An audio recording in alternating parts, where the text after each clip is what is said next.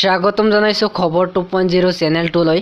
Matric পৰীক্ষা দিবলৈ যিসকল ছাত্ৰ ছাত্ৰীয়ে প্ৰস্তুতি চলাই আহিছে, যিসকল ছাত্ৰ ছাত্ৰীয়ে এইবাৰ মেট্ৰিক পৰীক্ষা দিব 2021 বৰ্ষত, তেওঁলোকৰ কাৰণে আহিছে এটা অতি গুড ব্ৰেকিং নিউজ।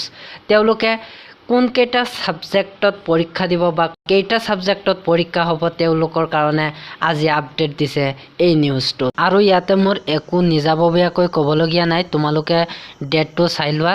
3টাকৈ প্ৰশ্ন কাকতেৰে অনুষ্ঠিত হ'ব মেট্ৰিক পৰীক্ষা। আৰু ইয়াতে তোমাৰ কোন 3টা বিষয়ত পৰীক্ষা পাতিব ইয়াতে লিখা আছে।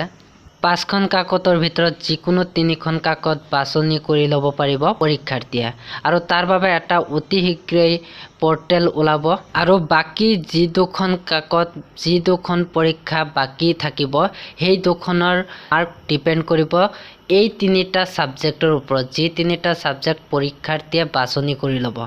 এই 3টা ছাবজেক্টৰ ভিতৰত যিটো ছাবজেক্টত পৰীক্ষাৰ্থীয়ে সৰ্বাধিক নাম্বাৰ পাব, তাৰমানে বেছি নাম্বাৰ পাব, সেই নাম্বাৰটোৱে দিয়া হ'ব বাকী দুখন ছাবজেক্ট থাকিব সেই ছাবজেক্ট দুখনত। আৰু ঐচ্ছিক বিষয়ক লৈ এতিয়ালৈকে কোনো সিদ্ধান্ত লোৱা নাই।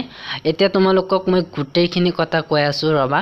ইয়াতে লিখা আছে, মই পঢ়ি দিওঁ তোমালোকক। টোটেল পৰীক্ষাৰ্থী আছে 4,39,379টা।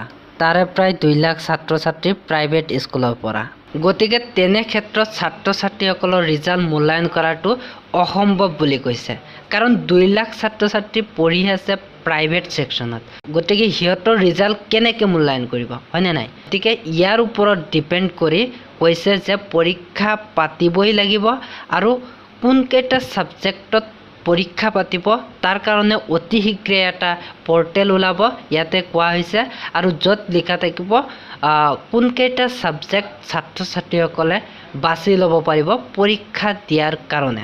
এই নিউজটোত ঐচ্ছিক বিষয়ক লৈ কোনো ধৰণৰ কোৱা হোৱা নাই ইয়াতে। এতিয়া মোৰ ফালৰ পৰা ব্যক্তিগত এটা কথা ক'ব বিচাৰোঁ, যদিও ঐচ্ছিক বিষয়ৰ কথা ইয়াতে উল্লেখ নাই, তথাপিও যেতিয়া বিভিন্ন ছাত্ৰ সংগঠনে বা বিভিন্ন দলে আপোনাৰ আবেদন কৰিব যে ঐচ্ছিক বিষয়টো পৰীক্ষাত থাকিব লাগে, কাৰণ ছাত্ৰ ছাত্ৰীসকলে নিজৰ ইচ্ছামতে লৈছে এই বিষয়টো, সিহঁতে সেইটোত নিজৰ টেলেণ্ট আছে কাৰণে লৈছে, তেতিয়া সেই ঐচ্ছিক বিষয়টোৰ সেৱাই পৰীক্ষাত দিব পাৰে। সেইকাৰণে মই চবকে কওঁ যে এতিয়ালৈকে যিহেতু কোনো ধৰণৰ সঠিক খবৰ অহা নাই, গতিকে তোমালোকে 6টা ছাবজেক্টেই পঢ়ি থাকা।